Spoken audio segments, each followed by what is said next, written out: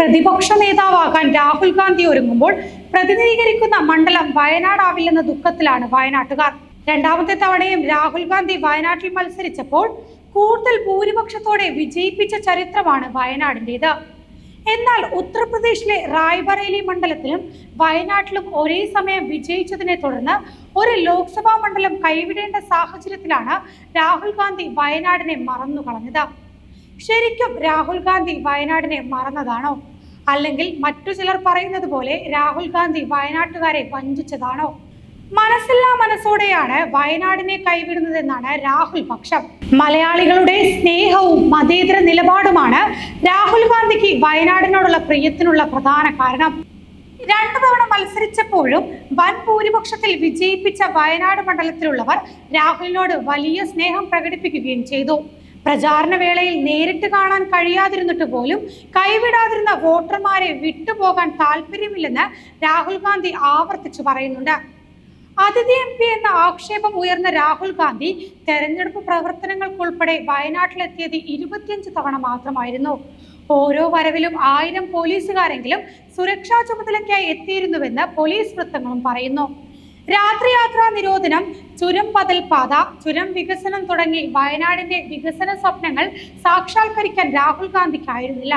എന്നാൽ പ്രളയത്തിലും കോവിഡ് കാലത്തും അവസാനം വന്യമൃഗാക്രമണം നടന്നപ്പോഴും ജനങ്ങൾക്ക് സ്വാതന്ത്ര്യമായതും ക്ഷേമ പദ്ധതികൾ ആവിഷ്കരിക്കാനും രാഹുൽ ഉണ്ടായിരുന്നു. ഈ കാരണമായിരിക്കാം ഒരുപക്ഷെ രാഹുൽ ഗാന്ധിക്ക് ഇത്തവണയും മൃഗീയ ഭൂരിപക്ഷത്തോടെ വയനാട്ടുകാർ സ്നേഹം നൽകിയത്.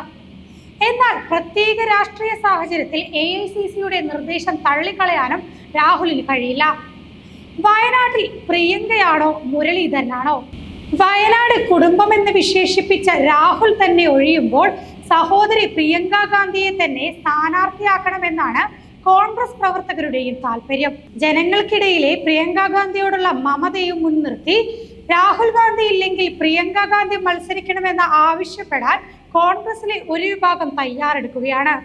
അടുത്ത ദിവസം ഡൽഹിയിലെത്തി നേതാക്കളോട് നേരിട്ട് ഇക്കാര്യം ആവശ്യപ്പെടാനും വയനാട് മണ്ഡലത്തിലെ യുവ നേതാക്കൾ ഉൾപ്പെടെ ഒരുങ്ങുന്നതായാണ് വിവരം. മറ്റൊരു കാര്യം എന്തെന്നാൽ പ്രിയങ്കയ്ക്കും വയനാടിനോട് പ്രത്യേകം മമതയുണ്ടെന്നുള്ളതാണ്.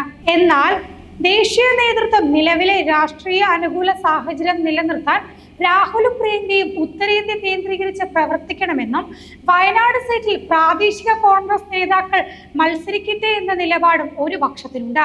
എന്നാൽ K മുരളീധരനായിരിക്കും അടുത്ത നറുക്കു വീഴുന്നത്. തൃശൂരിലെ തോൽവിക്ക് ശേഷം തെരഞ്ഞെടുപ്പ് രാഷ്ട്രീയത്തിലേക്ക് ഇല്ലെന്ന് K മുരളീധരന്റെ നിലപാടാണ് വയനാട്ടിൽ സ്ഥാനാർത്ഥി നിർണയത്തെ കുഴപ്പിക്കുന്നത്. ഇപ്പോഴും K മുരളീധരനെ പിന്തുണയ്ക്കുന്ന വലിയ വിഭാഗം പ്രവർത്തകരും അനുയായികളും വയനാട്ടിലുണ്ട്. കോൺഗ്രസിൽ നിന്ന് മാറി നിൽക്കെ 2009 വയനാട്ടിൽ മത്സരിച്ചപ്പോൾ വലിയ ശതമാനം വോട്ടുകൾ മുരളീധരന് നേടിയെടുത്തത് വയനാട്ടിൽ മുരളീധരൻ മത്സരിച്ച UDFന് സീറ്റ് നേടാൻ കഴിയുമെന്നതിന്റെ ഒരു തെളിവാണ്. എന്നാൽ തിരഞ്ഞെടുപ്പിനില്ലെന്നും പാർട്ടി നേതൃത്വത്തിലാണ് താല്പര്യമെന്നുള്ള സൂചനകൾ മുരളീധരൻ പുറത്തുവിടുമ്പോഴും മറ്റ് സ്ഥാനാർത്ഥികളെ പരിഗണിക്കുന്നതിലേക്ക് കാര്യത്തെ നയിക്കും.